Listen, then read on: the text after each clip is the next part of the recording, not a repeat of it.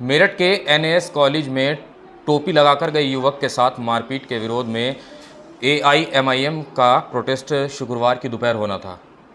जैसे ही मेरठ पुलिस प्रशासन को इसकी भनक लगी, पुलिस प्रशासन ने एआईएमआईएम के महानगर अध्यक्ष इमरान अंसारी, मेयर प्रत्याशी रहे मोहम्मद अनस और ज़िला अध्यक्ष एडवोकेट फ़हीम चौधरी को इमरान अंसारी के कैंप कार्यालय पर नज़रबंद कर लिया।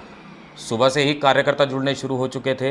इस पूरे मुद्दे पर बात करने के लिए हमारे साथ मौजूद हैं इमरान अंसारी साहब। नज़रबंद किया गया, प्रोटेस्ट नहीं करने दिया गया, टोपी देखकर पिटाई की गई, मामूली धाराओं में मुकदमा दर्ज हुआ, क्या स्टैंड है एआईएमआईएम का इस पर? एआईएमआईएम का सीधा और क्लियर स्टैंड ये है कि जिस तरह से मुल्क के अंदर ये नफ़रत की राजनीति हो रही है, जिस तरह से हमारे देश के प्रधानमंत्री नरेंद्र मोदी ये कहते हैं कि कपड़े देखकर दंगाई पहचान लिए जाते हैं, यकीनन उनका इशारा जो था उनके फॉलोवर समझ रहे हैं। कपड़े देखकर किसको पहचानना है, दाढ़ी देखकर किसको पहचानना है, टोपी देखकर किसको पहचानना है, तो उनका काम चल रहा है। हम इस नफ़रत के ख़िलाफ़ लड़ रहे हैं। हम नहीं चाहते कि हमारे शहर के अंदर इस तरह के हादसे हों। हम बिल्कुल विरोध करने की को तैयार हैं कि हमारा जो ये आज पैदल मार्च था कलेक्ट्रेट तक, प्रशासन ने पूरी तरह से इसको रोकने की कोशिश की है। हर तरह से हमारा जो अब यहाँ मौजूद हैं, हमारी पार्टी के जिलाध्यक्ष, हमारे लोकसभा प्रभारी हाजी अनस और मुझे और हमारी पार्टी के तमाम लोगों को नज़रबंद कर दिया गया है। हम ये कह रहे हैं कि लोकतंत्र में आपको आवाज़ दबाने की ज़रूरत नहीं है, आवाज़ उठनी चाहिए। लोकतंत्र के अंदर जब तक आवाज़ नहीं जाती है तब तक दिक्कत पता नहीं लगती है, और दिक्कत पता लगेगी तो उसका समाधान होगा। दिक्कत क्या होती है, नियत पर सवाल कहाँ पर खड़ा होता है। जिस दिन ये घटना हुई है एनएस कॉलेज के अंदर, उस लड़के को वो लड़का उनको जानता नहीं था जिन्होंने मारपीट की है, उस लड़के को दाढ़ी टोपी देखकर आवाज़ दी, आपत्तिजनक शब्द बोले उसको कि ये टोपी उतार ले। वो लड़का अनसुनी करके फीस जमा करने चला गया, अपनी बहन के साथ था। वो जब वापस आया है तो उसको रोक कर मारा है। सवाल ये है कि जो हाशमपुरा चौकी इंचार्ज हैं वो पीड़ित की तहरीर 3 बार बदलवाते हैं। उसके अंदर से टोपी शब्द लिखना उनको गवारा नहीं था, उसको 3 बार कटवाते हैं, अपनी सुविधा के अनुसार तहरीर लेते हैं। मारपीट, झगड़ा, जान से मारने की धमकी, 504, 506 और 323 में मुकदमा दर्ज कर अपनी जिम्मेदारी की पूर्ति कर लेते हैं। लेकिन जब हमें पता लगता है, हमने उच्च अधिकारियों से बात की तो धारा तो उन्होंने बढ़ा दी, 295 ये धारा तो बढ़ा दी है, और एक मेरे ख्याल से अरेस्टिंग भी हो गई है। लेकिन सवाल ये नहीं है कि धारा बढ़ गई है, सवाल ये नहीं है कि अरेस्टिंग हो गई है। सवाल इस बात का है कि नफ़रत की जो राजनीति हमारे शहर के अंदर ये रुक कर रही है। ये केस ट्रेस हो गया, ये केस ट्रेस हो गया, और घटनाएं भी ऐसी हैं जो अनकोडेड हैं, और घटनाएं ऐसी हैं। हमारा सीधा सीधा मानना ये है कि प्रशासन को सख्त एग्जाम्पल सेट करना पड़ेगा। इस शहर को अमन में रखने की जिम्मेदारी हमारी भी है, प्रशासन की भी है, उन तमाम लोगों की भी है जो हमें दाढ़ी और टोपी देखकर हम पर कमेंट करते हैं, हमें मारने की कोशिश करते हैं। उनकी भी जिम्मेदारी है, क्योंकि जब शहर में आग लगती है तो किसी के घर नहीं लगती, पूरा शहर जलता है। हिंदू हो, मुसलमान हो, सिख हो, ईसाई हो, हम उसी को बचाने की बात कर रहे हैं। हम अमन चैन भाईचारा बचाने की बात कर रहे हैं। हम राज्यपाल जी को ज्ञापन देकर ये कहना चाहते थे कि इस तरह की घटनाओं पर सख्त एक्शन लिया जाए। मैं बात कहता हूँ कि जब सबसे पहले लिंचिंग की घटना दादरी के अंदर अखलाक की हुई, अगर उसी वक्त ये फैसला लिया जाता, क्योंकि सूबे में सपा की सरकार थी और उसी आइडियोलॉजी को बीजेपी फॉलो करती है, बीजेपी की आइडियोलॉजी को समाजवादी फॉलो करती है। इनका काम सिर्फ और सिर्फ ये है कि, और एक पैगाम ये दे दिया गया, दुख इस बात का है, पैगाम ये दे दिया गया बहुसंख्यक समाज में, एक पैगाम ये दे दिया गया है, आप मुसलमानों के खिलाफ जितना जहर उगलोगे, आप मुसलमानों को जितनी गाली बकोगे, आप मुसलमानों को जितना मारोगे, आपकी उन्नति के चांस उतने ज़्यादा हैं। एग्जाम्पल है रमेश विधूड़ी। लोकसभा के अंदर किस तरह के अल्फाज बोले गए हैं, अनपार्लियामेंट्री शब्द तो कोई समाज में नहीं बोलता। वो पार्लियामेंट जिस जगह से अनपार्लियामेंट्री शब्द की उत्पत्ति हुई है, उसी जगह पर वो शब्द बोले गए हैं, और बदले में बीजेपी उनको राजस्थान में प्रभारी बनाकर भेज देती है। तो ये सोच है, इस सोच से लड़ने की ज़रूरत है। अच्छा, आपको नज़रबंद कर दिया गया है, लेकिन समाजवादी पार्टी का आज इसी मुद्दे पर प्रोटेस्ट था। कमिश्नरी चौराहे पर उन्होंने प्रोटेस्ट किया है, ज्ञापन सौंपा है बाकायदा। क्या माना जाए कि मतलब दोहरा चेहरा सामने आ रहा है प्रशासन का? हम नहीं जानते समाजवादी से क्या साठगांठ है प्रशासन की या बीजेपी की, हम नहीं जानते हैं। हमारी मांग सिर्फ इतनी थी, हमने ये बात कही कि हम तिरंगा गेट से कलेक्ट्रेट तक पैदल मार्च करके डीएम साहब को राज्यपाल, मामहिम राज्यपाल के नाम ज्ञापन सौंपेंगे। हमें ये बताया गया कि आप निकलेंगे तो शहर का माहौल ख़राब होगा। हम टोपी लगा कर निकलेंगे, शहर का माहौल ख़राब होगा। हमसे ये कहा गया कि आप इस प्रोग्राम को रद्द कर दीजिए। जब लगातार अधिकारियों से बातचीत चलती रही। हमने आखिर में ये बात कही कि आप हमारा ज्ञापन तिरंगा गेट ले लीजिए। मानते हैं हम शहर में जो अमन रहे उसके पक्षधर हैं, हम पैरोकार हैं, शहर के अंदर शांति रहनी चाहिए। हमने कैंसिल किया कि हम मार्च निकाल कर कलेक्ट्रेट नहीं जाते हैं, लेकिन आप हमारा मेमोरेंडम यहाँ पर ले लीजिए, तिरंगा गेट पर जो हमारा चलने का स्थान था, लेकिन उसे भी मना कर दिया गया। तो बातचीत हमारी बन नहीं पाई। और आज सुबह हजरत पुलिस हमारी मेहमान हैं, हम इनके मेज़बान हैं, हमें यहाँ बिठा रखा है।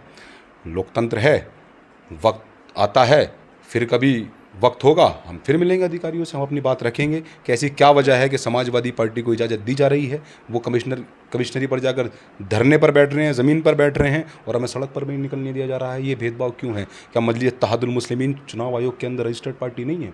क्या अभी हालिया निकाय चुनाव में हमने मेयर की सीट पर दूसरा नंबर हासिल नहीं किया? क्या अभी हालिया निकाय चुनाव में है हम नगर निगम कर तीसरे नंबर की पार्टी हैं? क्या हमारे साथ ये भेदभाव कैसे चलेगा? हमारे साथ यहाँ पर मेयर प्रत्याशी रहे मोहम्मद अनस भी हैं। अनस भाई, आज आपका प्रोटेस्ट था, शांतिपूर्ण तरीके से आप लोगों ने प्रोटेस्ट करने की बात कही थी, फिर क्या ऐसी प्रशासन को हबड़ा तबड़ी हुई कि आप लोगों को नज़रबंद कर दिया गया? उधर दूसरी पार्टी है समाजवादी पार्टी, वो अपना प्रोटेस्ट करके ज्ञापन सौंप देती है, क्या मानते हैं इसे?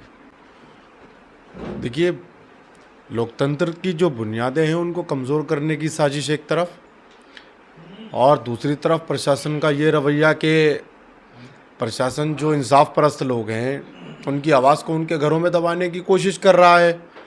ये पुलिस का काम नहीं है कि जो इंसाफ परस्त लोग हैं उनकी आवाज़ों को घर में दबा दिया जाए, बल्कि पुलिस का काम, पुलिस की ड्यूटी यह है कि जो इस तरह के लोग हैं जो दाढ़ी और टोपी के नाम पर इस तरीके का जो धार्मिक उन्माद फैलाने की कोशिश कर रहे हैं, उनको सही धाराओं में सही मुकदमे दर्ज करके उन लोगों पर लगाम लगानी चाहिए।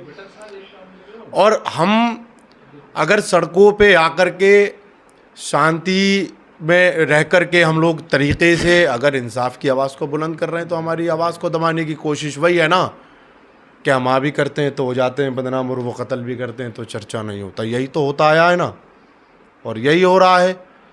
हमारी कोशिश है कि ये तमाम चीज़ें जो हो रही हैं इनकी आवाज़ को लगातार उठाया जाएगा, वो उठाता जाता रहेगा इंशाल्लाह। देखिए, ऐसा है कि मोदी सरकार जो है वो बात करती है सबका साथ सबका विकास की, लेकिन योगी सरकार ने ये साबित किया है कि बीजेपी सबका साथ सबका विकास नहीं चाहती है। बीजेपी का जो बुलडोज़र का जो अलाइनमेंट है ना, वो सिर्फ दाढ़ी और टोपी वालों के घर की तरफ है, उसका अलाइनमेंट सीधा नहीं है। योगी सरकार को उत्तर प्रदेश के अंदर ज़रूरत है कि अपने बुलडोज़र का अलाइनमेंट करवाएं, ताकि ज़रूरत पड़ने पर अलाइनमेंट को, स्टीयरिंग को इधर भी मोड़ा जा सके और इधर को भी मोड़ा जा सके। आज आप देखिए ना, उत्तर प्रदेश में कहाँ कहाँ पर मुसलमान अगर इंसाफ के तौर तरीक़े में रह करके अपनी आवाज़ को बुलंद करेगा, मज़लूम की आवाज़ को उठाएगा, अपने हक़ की बात करेगा, तो उसके घर की तरफ को बुलडोज़र डाल दिया जाएगा। और अगर जो बीजेपी से ताल्लुक़ रखता है, बीजेपी की हिमायत करता है, अगर वो कत्ल भी कर देगा, पुलिस पे गोलियां भी चला देगा, पुलिस को मार देगा, तो उसके घर की तरफ को बुलडोज़र का रुख तो दूर की बात है, बीजेपी उस पर टिप्पणी भी नहीं करना चाहती। तो ये कहाँ है बीजेपी का सबका साथ सबका विकास? आप देखिए कि आज पुलिस को भी दाढ़ी और टोपी वालों से ख़तरा नज़र आ गया। अरे पुलिस को तो ये चाहिए था कि अगर हम गलत कर रहे थे तो हमारे ऊपर मुकदमे करने चाहिए थे ना। घर में आकर के सुबह से हमें घेरा हुआ है यहाँ पर। अगर हम इंसाफ की बात को करना चाह रहे हैं, उसकी गलती क्या थी हम ये जानना चाह रहे हैं। उसकी बच्चे की गलती क्या थी? वो अपनी बहन की फ़ीस जमा करने कॉलेज जा रहा है, टोपी लगा करके कि उसको मारा जा रहा है, उसको 8 लड़के 10 लड़के मार रहे हैं, आखिर में उसको जान से मारने की कोशिश कर रहे हैं। वीडियो में आप देखिए कि ईंट को उठा रहे हैं, उसके सर पे मारने की कोशिश कर रहे हैं। उसकी गलती क्या थी बच्चे की? ये मेरठ हमारा है, ये मेरठ हम सबका है, हम सबकी जिम्मेदारी है कि यहाँ पर जो तमाम ऐसे लोग हैं जो मेरठ के माहौल को ख़राब करना चाहते हैं, उनकी आवाज़ ना सिर्फ मुसलमानों को बल्कि हिंदुओं को, मुसलमानों को, सिख को, ईसाई को, सबको मिल कर के उन लोगों के ख़िलाफ़ आवाज़ को बुलंद करना चाहिए।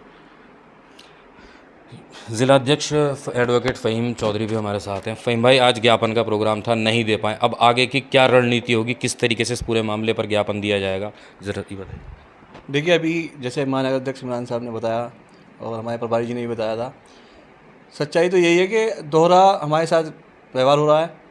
अगर ये सब चीज़ें नहीं रुकती हैं या आगे फिर होती है तो हम आज तो बैठे हैं, लेकिन आगे हम खुला कह रहे हैं कि हम किसी भी सूरत पर नहीं रुकेंगे। सुबह से हमें नज़रबंद कर रखा है, हमारी आवाज़ को दबाया जा रहा है, क्योंकि प्रशासन नहीं चाहता कि हम लोग अपनी आवाज़ को आवाम तक लेके जाएं, उन्हें जागरूक करें, उन्हें बताएं कि हमारे साथ क्या हो रहा है। इतना डरा दिया जाता है कि लोग घरों से निकलना भी एक दहशत मान रहे हैं कि कहीं ऐसा ना हो हम घर से निकले और हमारे पर मुकदमा हो जाए। तो ये चीज़ हम बर्दाश्त नहीं करेंगे। हम पूरे आवाम को, पूरे मेरठ की जनता को हम जगाएंगे, समझाएंगे। हमें चाहे घर घर जाना पड़े, हम हिंदू, मुस्लिम, सिख, ईसाई हम सब भाई हैं। हम किसी के साथ गलत नहीं होने देंगे। आज हमारे साथ हुआ है, कल किसी और के साथ होगा। वो कहते हैं कि आज नंबर मेरा है, कल उसका आएगा, तो खामोश तो हम रहेंगे नहीं। हम मिलकर आवाज़ उठाएंगे और इस चीज़ को हम ख़त्म करके मानेंगे। तो बिल्कुल देखा आपने जिस तरीके से AIMIM के जो पदाधिकारी हैं उनसे बातचीत हुई है, सभी ने जो छात्रा के भाई के साथ टोपी देखकर मारपीट की गई थे उसकी कड़ी निंदा की है और साफ तौर पर कहा है कि पुलिस प्रशासन ने एक तरफा रुख अपनाते हुए उनको नज़रबंद किया है।